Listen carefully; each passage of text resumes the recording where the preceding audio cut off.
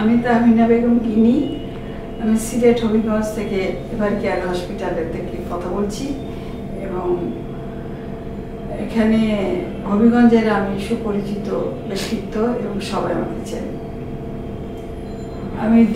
আমার বাসার পারিবারিকভাবে হবিগঞ্জের সবাই জানে, একমাত্র আমি বাদে আর আমার বাসায় 5 জন ডাক্তার এবং তার মধ্যে বিশেষজ্ঞ ডাক্তার আছেন। আমার হাজব্যান্ড বিশেষজ্ঞ ডাক্তার, আমার পুত্রবধূ বিশেষজ্ঞ ডাক্তার, ছেলেরাও।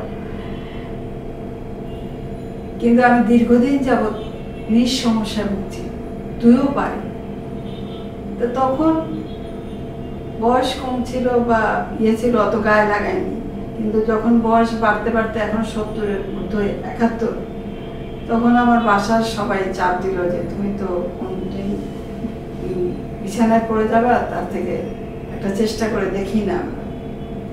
আমি বলেছিলাম যে আমাকে যদি করাতে হয়, আমার হাজব্যান্ডকে আমি বলেছিলাম, আমার সাথেই আছেন, যে তাহলে আমাকে সিঙ্গাপুর বা ব্যাংকক, থাইল্যান্ড এসব জায়গায় বা ইন্ডিয়া এসব জায়গায় নিয়ে যেতে হবে, নাহলে আমি করাবো না। ওনারা সবাই মিলে ঠিক করলেন যে ওখানে গেলে তুমি এত আত্মীয় পরিজন পাবা না, কাছের মানুষ পাবা না, তোমার কাছে কতদিন থাকতে হবে তার ঠিক নেই। যাই হোক, সবার চাপাচাপিতে নিজেও দেখলাম যে আমি যদি এই বয়সে বিছানায় পড়ে যাই, আমাকে দেখবে কি? আমার 2 ছেলে, মেয়ে নেই, এবং ছেলেরা ডাক্তার, পুত্রপুত্ররা ডাক্তার, যার যার কাজে সবাই ব্যস্ত। আমি আর বুড়াবুড়ি বলতে গেলে থাকি। তখন উনি বললেন যে আমি স্যারকে করাবো না। আমি বললাম যে আমি বাংলাদেশে যদি তোমরা করতে চাও তাহলে আমি এবার কেয়ার হাসপাতালে করাবো। তখন উনি বললেন ঠিক আছে, এমআরই স্যারকে করাবো, এমআরই স্যারকে দিয়েই করাবো। কারণ এমআরই স্যার আমাকে অনেক তখন আমার বয়স হবে 30-32, আমি বিদেশে থাকতাম। তখন একবার এসে ওনাকে আমি এমনি দেখিয়ে গিয়েছিলাম। উনি আমাকে বলেছিলেন যে এখনো পর্যন্ত আছেন, কিন্তু কোনো একদিন আপনাকে অপারেশন করতে হবে।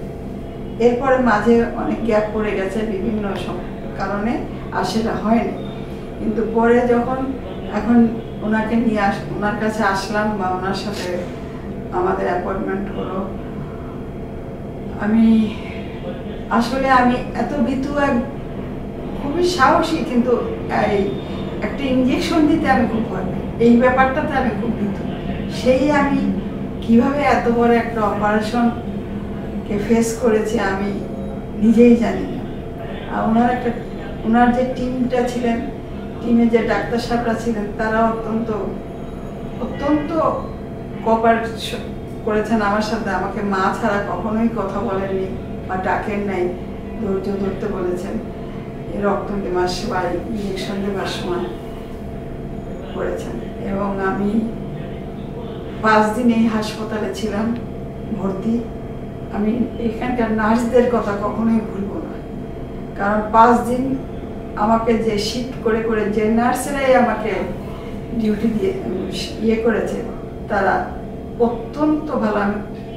বাংলাদেশের আমি কোনো হাসপাতালে ভর্তি হইনি, কিন্তু হাসপাতালের সাথে আমাদের যোগাযোগ আছে, কারণ আমি সমাজসেবী একজন। সেই হিসাবে আমি দেখেছি এখানকার নার্সদের তুলনা করাই মুশকিল, এরা অত্যন্ত ভালো। আর ডায়েটিশিয়ানরাও আমার প্রচুর খেয়াল রেখেছে যে আমার কখন কোন খাবারের দরকার বা কি। আমাকে 5 দিন পর যখন ছেড়ে দিল হাসপাতাল থেকে, আমি এখানে আমার বসুন্ধরা এক বোনের বাসায় ছিলাম, কারণ আমি চাচ্ছিলাম যে আমি সেলাইটা কেটে তারপরে এখান থেকে যাবো একেবারে। কেন হবিগঞ্জ থেকে বারবার আসে, উনি busy practitioner doctor, child specialist.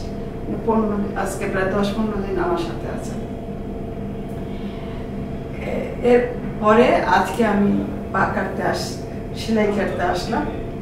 আলহামদুলিল্লাহ, আল্লাহর অশেষ রহমত যে ওনাদের বক্তব্য, এবং আমিও মনে করছি, কারণ আমারও তেমন কোনো সমস্যা এখন আমি অনুভব করছি না পার মধ্যে। ডাক্তার সাহেবদেরও বক্তব্য, এমআরই সাহেব এবং ওনার পুরা টিম আবার আমাদেরকে দেখেছেন, অনেক কথা বলেছেন, আমাদের সাথে একদম ভাইদের মতো মিলেছেন, ছবি তুলেছেন। আমরা অত্যন্ত খুশি।